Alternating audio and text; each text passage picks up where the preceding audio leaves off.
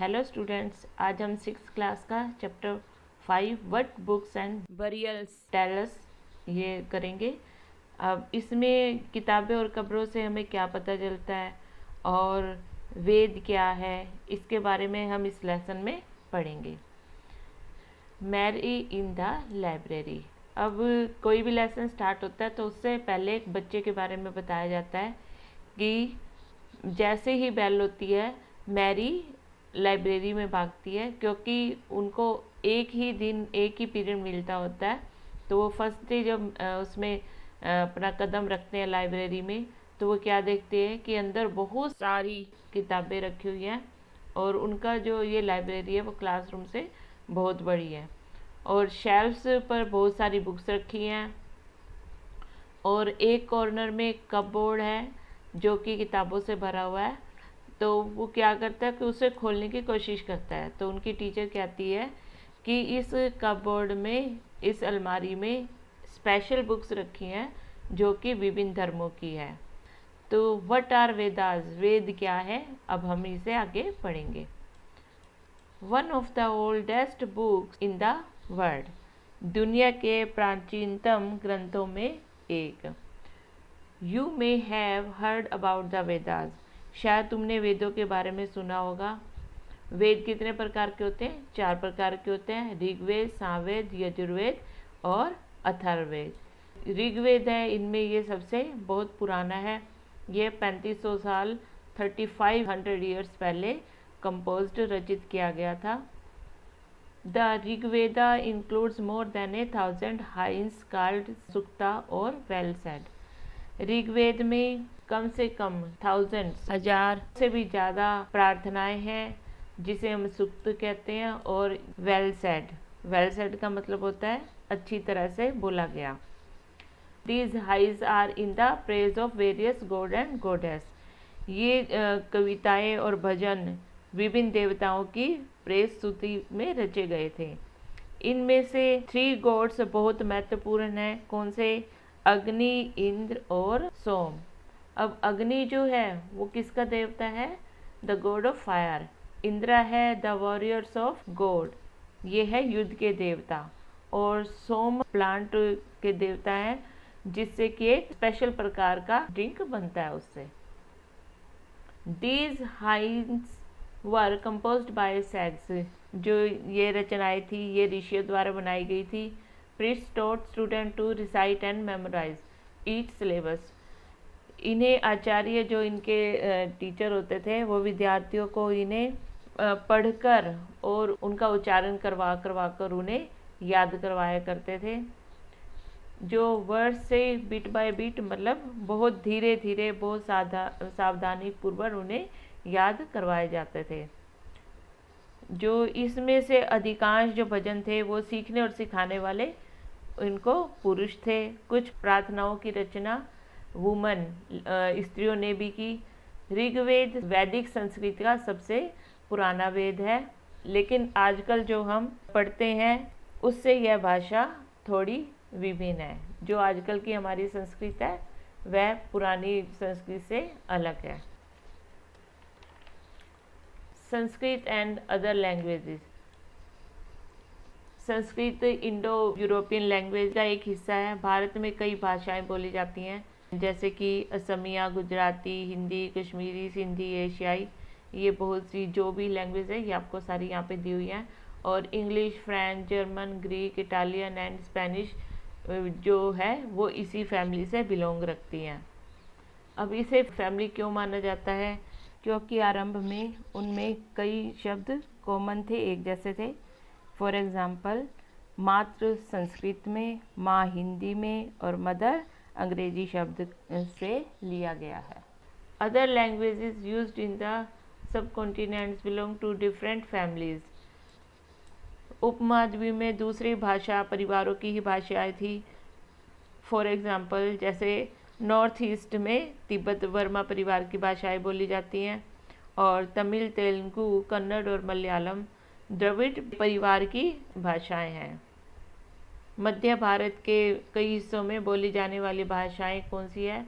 Astro Asiatic family, ये जो है इस फैमिली से जुड़ी हुई है। The books we use are written and printed. हम जिन किताबों को पढ़ते हैं वे लिखी और छपी गई हैं। The Rigveda was recited and heard rather than read. Rigveda का उच्चारण और श्रवण किया जाता था, ना कि उसे पढ़ा जाता था। रचना के सेवरल सेंचुरीज के बाद इसे पहली बार लिखा गया। इसे छापने का काम तो मुश्किल से कम 200 साल पहले ही हुआ है।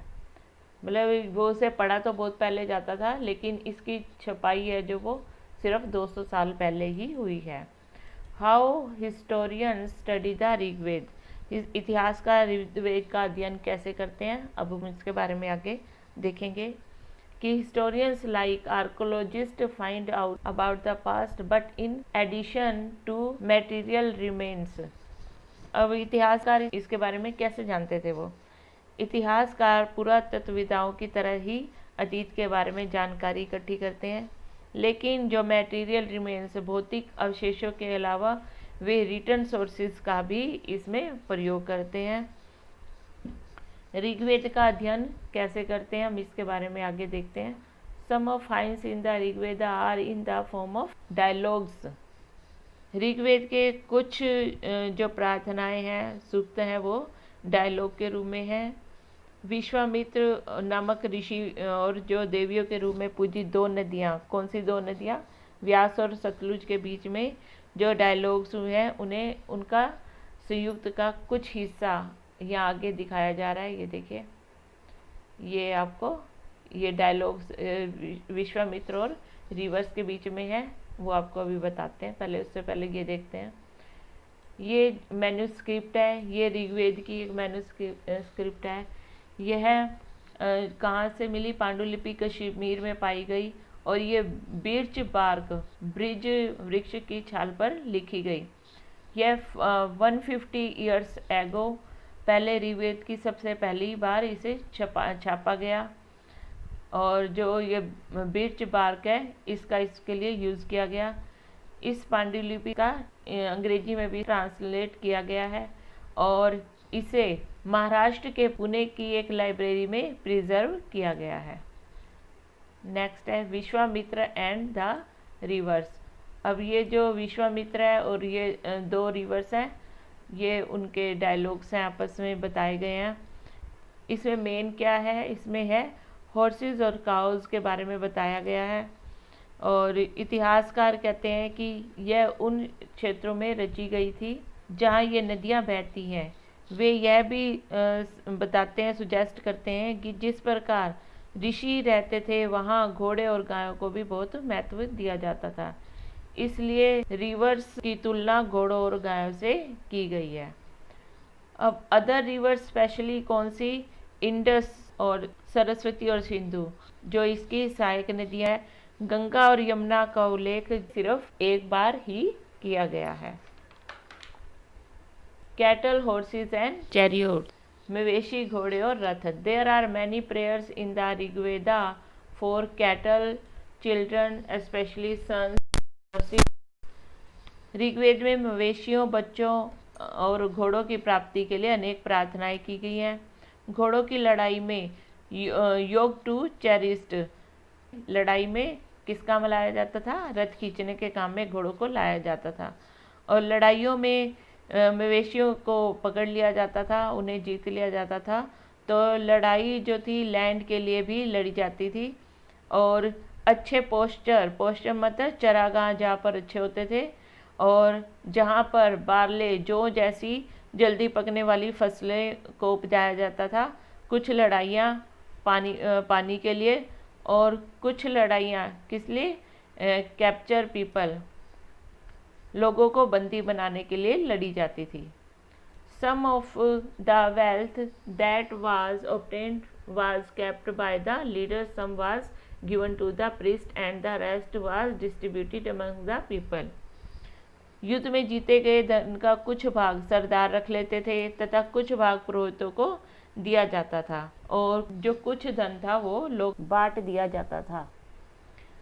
कुछ धन का प्रयोग वो यज्ञ करने के लिए किया करते थे, और कुछ धन का प्रयोग वो यज्ञ में आहुतियाँ डालने के लिए किया करते थे। और ये जो आहुतियाँ होती थी वो देवी देवताओं के लिए होती थी, उनको दी जाती थी। और उसमें यूज़ क्या किया जाता था? घी, ग्रेन मतलब अनाज, और कभी कभी जानवरों की भी आहुति दी जाती थी। Most man took part in these wars.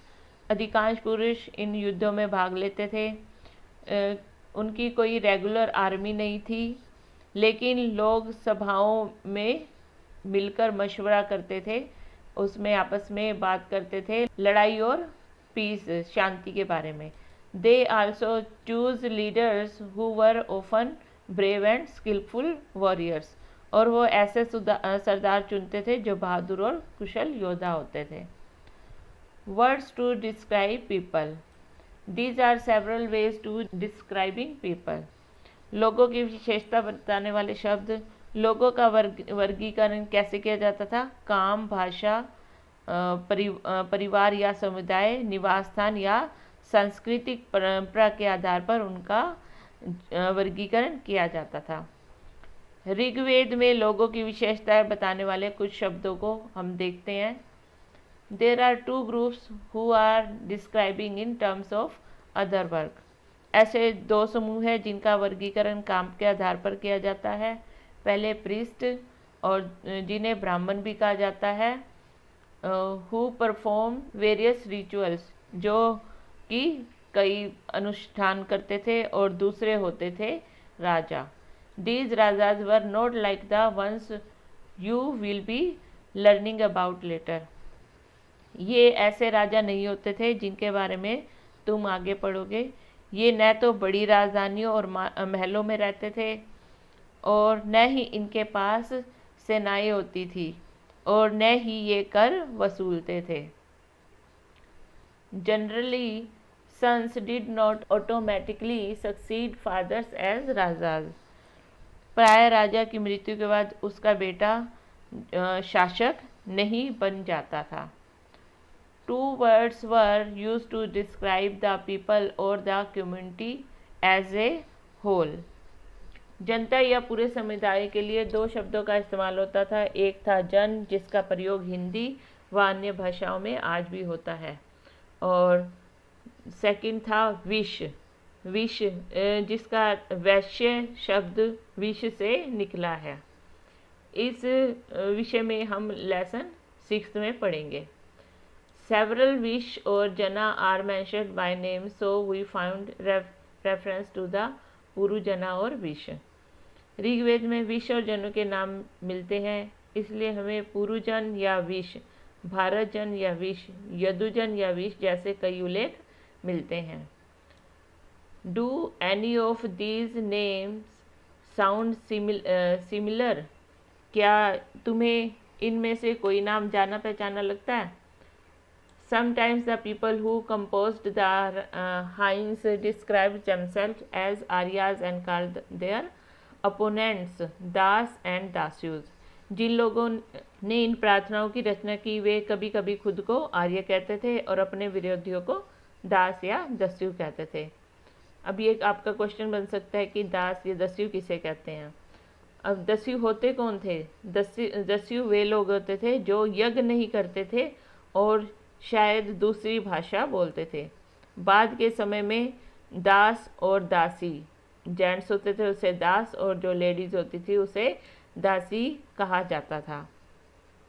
दास वे स्त्री और पुरुष होते थे जिन्हें युद्ध में बंदी बना लिया जाता था। कैप्चर्स इन वार, युद्ध में बंदी बना लिया जाता था। उन्हें उनके मालिक की जायदाद माना जाता था। जो भी काम मालिक कहते थे वो उन्हें काम करना पड़ता था। While the Rigveda was being composed in the north-west of the subcontinent, जिस युग में उपमहाद्वीप के उत्तर पश्चिम में ऋग्वेद की रचना हो रही थी, उसी समय दूसरी जगहों पर एक अलग तरह का विकास हो रहा था। तो वो कौन सा विकास था वो हम आगे देखते हैं। Silent sentinels, the story of the megaliths. अब इस पे नेक्स्ट पेज पे ये दिखाया गया, ये मेगालिथ्स का आपको चित्र दिखाया गया, इसको हम बाद में पढ़ेंगे। अब ये देखो, these stones boulders are known as मेथलिट्स। ये जो शिलाखंड्स होते थे ये महापाषाण के नाम से जाने जाते थे, और ये पत्थर जो होते थे वो बहुत बड़े होते थे। ये पत्थर दफन करने की जगह पर लोगों द्वारा बड़े सावधानी से अरेंज किए जाते थे, उन्हें अच्छे से लगाया जाता था। मेगालिथ्स महापाषाण कब्रें बनाने की प्रथा लगभग 3000 पहले 3000 ईयर्स पहले शुरू हुई थी। साउथ इंडिया, नॉर्थ इंडिया, भारत और कश्मीर में ये बहुत फेमस थी, प्रचलित थी। Some important megaliths sites are shown in, ये हमने लेसन 2 में पढ़ा था, तो ये वहाँ पे दिखाए गए हैं। While some megaliths can be seen on the surface, other megaliths burials are often underground. कई बार महापाषाण होते थे वो एक अकेला पत्थर भी हो सकता था, और कई ऐसे होते थे जो ज़मीन के नीचे कब्रों को भी दर्शाते थे। अब ये देखिए, आपको ये पिक्चर दिखाई दे रही है, ये मेगालिथ्स का एक ही उदाहरण, और इसमें जो ये है ये पोर्ट होल होता था जहाँ से कब्रों को और नीचे कमरों में ले जाया जाता था। Sometimes archaeologist find a circle of stone boulders और a single large stone standing on the ground. जैसे कभी कभी एक ही पत्थर वहाँ पे दिखाया जाता था, और कई बार क्या होता था बहुत सारे पत्थर कब्रों को दर्शाने के लिए दिखाए जाते थे। All these burials have some common features, इन सब कब्रों में कुछ समानताएं हैं। सामान्यतः मृतकों को खास किस्म की मिट्टी के बर्तनों के साथ दफनाया जाता था, जिसे ब्लैक और रेड वेयर के नाम से जाना जाता था। इसके साथ ही weapons of iron and weapons skeleton of horses, ऐसी कई चीज़ें मिली हैं, जैसे कि लोहे के हथियार और घोड़े के कंकाल और कुछ सामान जो घर में हम इस्तेमाल करते हैं, और ऑर्नामेंट्स जो कि गोल्ड और स्टोन दोनों की बनी होती थी, ऐसी वहाँ पर चीज़ें मिली हैं। ये आपको पिक्चर दिखाई गई है, इसमें ये हॉर्स इक्विपमेंट है जो घोड़ों के लिए यूज़ करे जाते थे, और दूसरा ये है लेफ्ट में, ये कुल्हाड़ी हैं, एक्सिस हैं जो आपको दिखाई गई है, और नीचे ये डैगर एक कटार है, ये पत्थर की और आयरन की बनी हो सकती है। Finding out about social differences, लोगों की सामाजिक असमानताओं के बारे में पता करना। Archaeologist think that objects found with a skeleton probably belong to the dead person. पुरातत्व यह मानते हैं कि कंकाल के साथ पाई जाने वाली चीज़ें मरे हुए व्यक्ति की ही रही होंगी।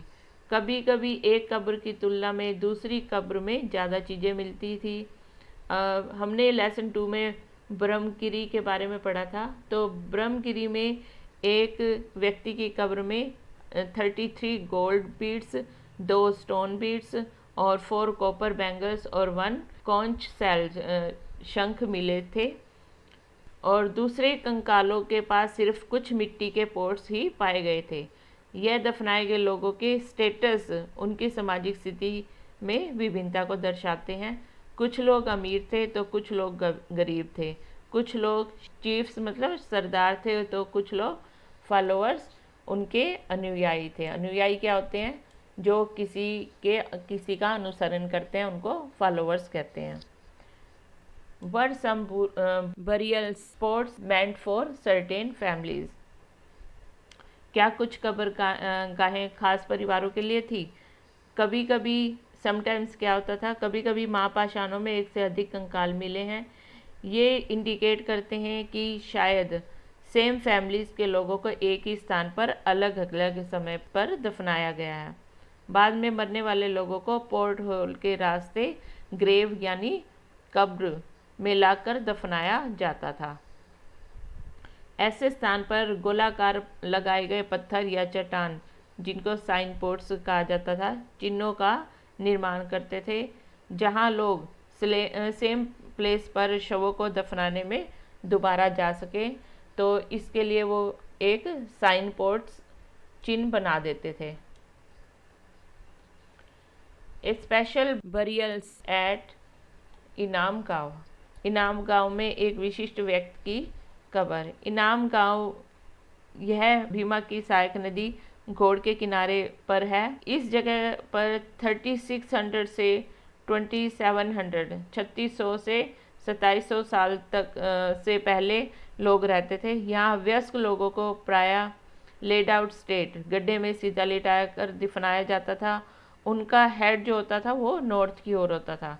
कई बार उन्हें घर के अंदर ही दफना दिया जाता था। ऐसे वेसल्स क्या होते हैं? बर्तन। ऐसे वेसल्स जिनमें शायद खाना और पीना हो, दफनाए गए शव के पास रख दिए जाते थे।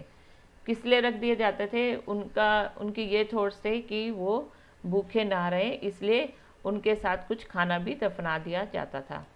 One man was found buried in a large. एक आदमी को 5 कमरों वाले मकान के आंगन में 4 पैरों वाले मिट्टी के एक घर से एक बड़े से संदूक में दफनाया गया। बस्ती के बीच में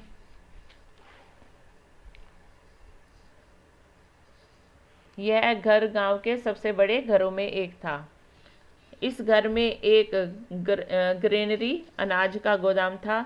शव के पैर जो थे वो मुड़ी हुई पोजीशन में थे। What skeleton studies tell us. कंकालों के अध्ययन है वो करते हैं तो उनसे हमें क्या पता चलता है? It is easy to make out the skeletons of a child from its small size. छोटे आकार के आधार पर एक बच्चे के कंकाल को आसानी से पहचाना जा सकता है, लेकिन वो लड़का है या लड़की है इस फ़र्क को हम नहीं पहचान सकते। Sometimes people decide on the basis of what is found with the skeleton. कभी कभी लोग कंकाल के साथ मिले सामानों के आधार पर इसका अंदाज़ा लगाते हैं। फॉर इंस्टेंस, उदाहरण के लिए यदि कंकाल के साथ गहने मिलते हैं तो कई बार उसे महिला का कंकाल मान लिया जाता है। लेकिन कन्फ्यूज़न तो ये भी है कि उस समय क्या होता था, जेंट्स भी ऑर्नामेंट्स पहनते थे, तो इसलिए कंकालों को पहचानना मुश्किल होता था। कंकाल का जो लिंग पहचानने का सबसे आसान तरीका क्या था कि जो लेडीज़ की हिप होती थी, पैवलिक कूल्हा होता था, वह पुरुषों से अधिक चौड़ा होता था। About 2000 years ago, there were a famous physician named Charaka who wrote a book on medicine known as the चरका संहिता। आज से लगभग 2000 पहले चरक नाम के व्यक्ति वैद्य हुए थे। उन्होंने चिकित्सा शास्त्र पर एक चरक संहिता नाम की किताब लिखी। वे कहते हैं कि ह्यूमन बॉडी में 360 हड्डियाँ होती हैं, पर मॉडर्न जो एनाटॉमी, मॉडर्न शरीर रचना के अनुसार शरीर में 206 हड्डियाँ होती हैं। अब आपको यहाँ पे 200 बोन्स दिखाई गई हैं, लेकिन ये 206 बोन्स होती हैं। संभवतः चरक ने अपनी गिनती में दांत, हड्डियों के जोड़ और कार्टिलेज की हड्डियों की संख्या भी बताई थी। अब आगे है ऑक्यूपेशंस ऑफ इनाम गांव। इनाम गांव के लोगों का काम धंधे क्या थे, वो क्या काम करते थे? Archaeologists have found seeds of wheat, barley, rice, pulses, millets, peas and sesame. इनाम गांव में पुरातत्व को गेहूं, जौ, चावल, दाल, बाजरा, मटर और तिल के बीज मिले हैं और कुछ जानवरों की हड्डियां भी मिली है। कई हड्डियों पर कट मार्क्स मतलब काटने के निशान मिले गए हैं, जिससे अंदाज़ा लगाया जा सकता है कि लोग इन्हें खाते होंगे। Cattle, buffalo, goat, sheep, dog, horse, ass, pig, sambar, spotted deer, black buck, antelope, hare and mongoose besides birds, crocodile, turtle, crab, fish, जो ये सभी हैं, इनकी भी हड्डियाँ वहाँ पर मिली है, जो कि एविडेंस है कि बेर, आंवला, जामुन, खजूर और कई तरह के बेरीज भी वहाँ पर इकट्ठी की जाती थी। एल्सवेयर अराउंड 35 years ago, लगभग 3500 साल पहले हमें चीन में लेखन की कला के सबसे पुराने एविडेंस मिले हैं। ये जानवरों की हड्डियों पे लिखे गए थे। इन्हें ओरेकल बोन्स, इन्हें भविष्यवाणी करने वाली हड्डियाँ कहा जाता था, क्योंकि मान्यता थी कि ये हड्डियाँ भविष्य बताती हैं। राजा लोग स्क्रैबल्स कौन होते थे? लिपिकों से इन हड्डियों पर सवाल लिखवाते थे, जैसे वे क्या युद्ध जीतेंगे, क्या वे फसलें अच्छी होंगी, क्या उन्हें पुत्र होंगे, इस तरह के वो क्वेश्चन उस पर लिखवाते थे। और फिर इन बोन्स को फायर में डाल दिया जाता था। जहाँ गर्मी से ये क्रैक हो जाती थी, चटक जाती थी, तो भविष्यवक्ता इन दरारों को बड़े ध्यान से देखकर प्रिडिक्ट द फ्यूचर, भविष्यवाणी करने की कोशिश करते थे। जैसा शायद तुम भी एक्सपेक्ट करते होगे कि ये भविष्यवक्ता कभी कभी गलत भी हो सकते होंगे, क्योंकि अब चटकने से जो एक्यूरेसी आती थी वो तो नहीं आती होगी ना इसमें। These Kings lived in palaces in cities, ये राजा शहरों में महल बनाकर रहते थे। उन्होंने बेशुमार दौलत इकट्ठी कर ली थी, जिनमें बड़े बड़े इलेबोरेट बोन्स वेसल्स, नक्काशी किए हुए कांसों के बर्तन मिले हैं, लेकिन वे लोहे का यूज़ करना नहीं जानते थे। वो आयरन का यूज़ कैसे करते थे इसके बारे में नहीं जानते थे। तो हमने इस लेसन में पढ़ा कि कब्रों से और किताबों से हमें क्या क्या जानकारी मिली। Thank you. आपको ये उम्मीद है वीडियो समझ आ गई होगी। Thanks for watching video.